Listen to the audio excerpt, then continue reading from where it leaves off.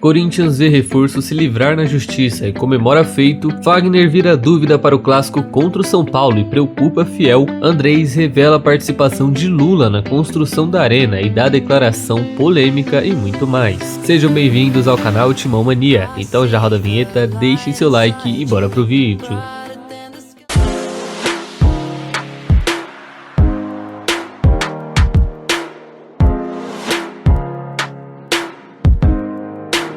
Fala aí, fiel, tudo certo com vocês? Bom, na tarde dessa segunda-feira, a Procuradoria do STJD solicitou a abertura do inquérito para investigar o suposto caso de racismo do lateral Rafael Ramos. Novamente, entraremos nesse caso de novo porque tá dando o que falar e ainda não teve uma conclusão oficial. Apenas opiniões de lá e de cá, mas nada muito concreto. Pois bem, o jogador que chegou a ser preso em flagrante, mas foi liberado após pagar a fiança de R$10 mil, se enquadra no artigo 243-G do Código Brasileiro de Justiça Desportiva, e como pena poderia ser suspenso de 5 a 10 partidas, além de pagar uma multa de R$100 a R$100 mil, podendo sair mais caro do que a fiança que ele pagou. A Procuradoria solicita que os jogadores e a arbitragem sejam ouvidos novamente, além, é claro, que as imagens e áudios sejam disponibilizados, para que assim eles possam tirar uma conclusão oficial e acabar de vez com esse assunto. Lembrando aqui que durante a manhã de terça-feira, o português convenceu seus companheiros de que não falou nada e que foi tudo um mal entendido, além, é claro, de ter apoio de seus familiares que, por sinal, dizem nunca ter presenciado algo do tipo saindo da boca do jogador. Pois é, fiel, e se ele for declarado como inocente, como é o que parece, o que o advogado dele vai ter de gente para processar, rapaz, não cabe nem na ponta dos dedos.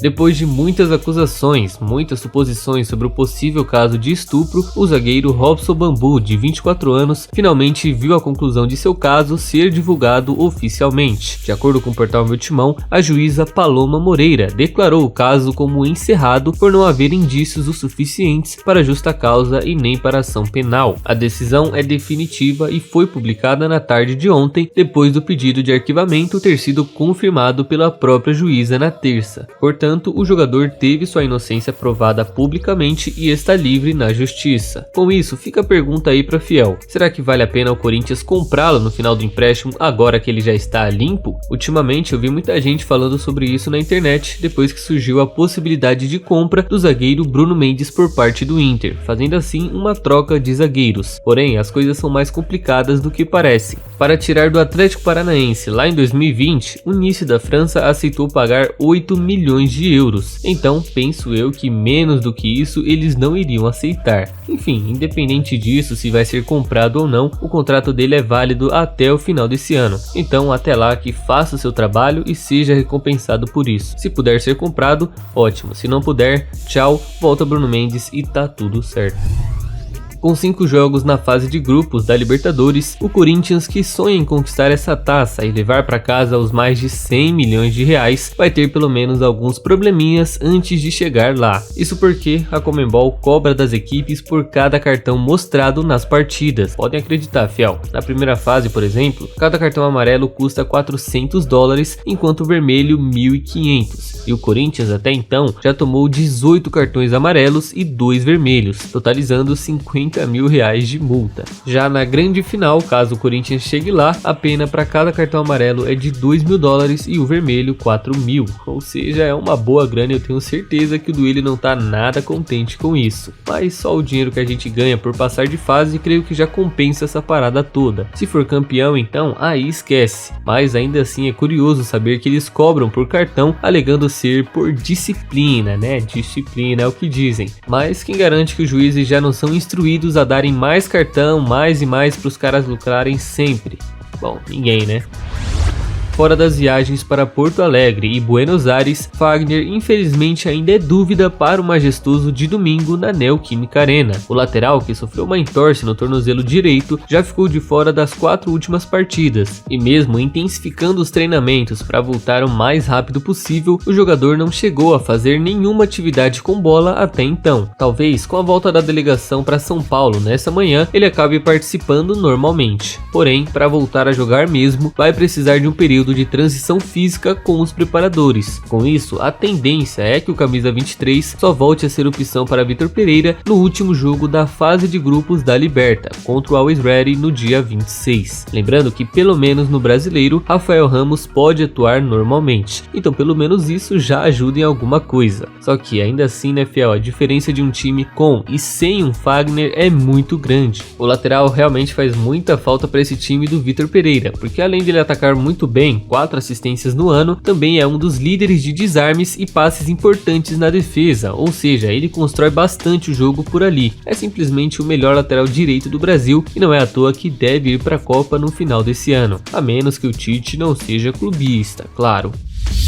Principal responsável pela construção do estádio do Corinthians, o ex-presidente Andrei Sanches contou em uma conversa no podcast de Lavada sobre a participação do ex-presidente Lula nas obras da arena e também deu uma declaração um tanto quanto duvidosa e polêmica em relação a ela. Segundo Andrés, a única participação do Lula nessa construção foi que durante uma conversa entre eles, ele perguntou se a gente teria um estádio e se tivesse era para não fazer no Pacaembu, e sim em Itaquera, que tinha um terreno bem grande e ainda passava um metrô por perto, perfeito pro caso. É isso, ele garante que a única participação do Lula foi essa, não teve nada de presente pra gente como muitos falam, né, até hoje, o Lula deu de presente o estádio pra vocês. Não, quem está pagando essa dívida somos nós, então não é um presente. Depois ele simplesmente soltou absolutamente do nada que a Neoquímica Arena é o único estádio sem corrupção do país. Pois é, o que ele quis dizer com isso eu não sei, se quis alfinetar alguém, algum time, eu não faço ideia, mas isso é muito frase de bandido, né, fiel? Bora concordar aí. Por fim, Andrés retorna a dizer que as obras custaram 800 milhões, e isso aí sem juros, né, que chegaram aí a mais de 1 bilhão, e que em 6 anos pagaram quase 200 milhões. Mas agora com esse dinheiro injetado da Hypera, em 17 anos estaremos quitando a nossa casa em Itaquera. Só faltaria o acordo com a Caixa, que ele diz também já estar acertado há mais de 5 anos, mas só faltava pôr o preto no branco, e já nas próximas semanas será anunciado por Duílio Monteiro Alves. Pois é, fiel, esse não tem papas na língua mesmo, hein? Mas fala cada coisa, cada abobrinha que eu vou te contar, viu?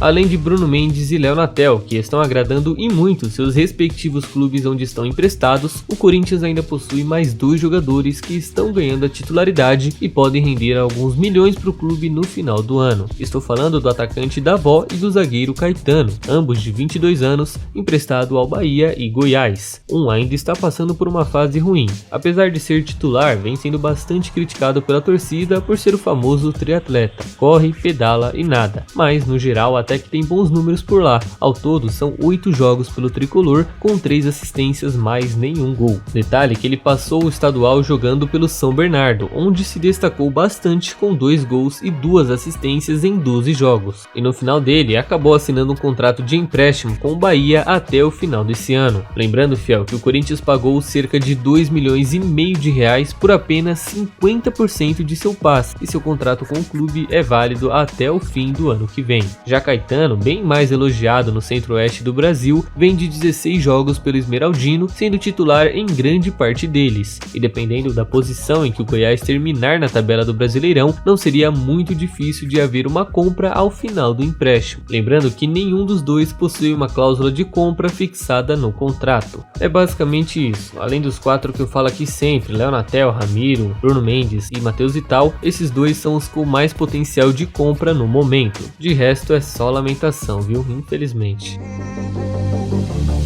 Então, fiel, é isso por hoje. E antes de vocês saírem do vídeo, não se esqueça de deixar a curtida e se inscrever no canal, que já vai estar me ajudando demais e vai contribuir para mais vídeos por aqui, certo? Espero vocês numa próxima, tamo junto e vai Corinthians!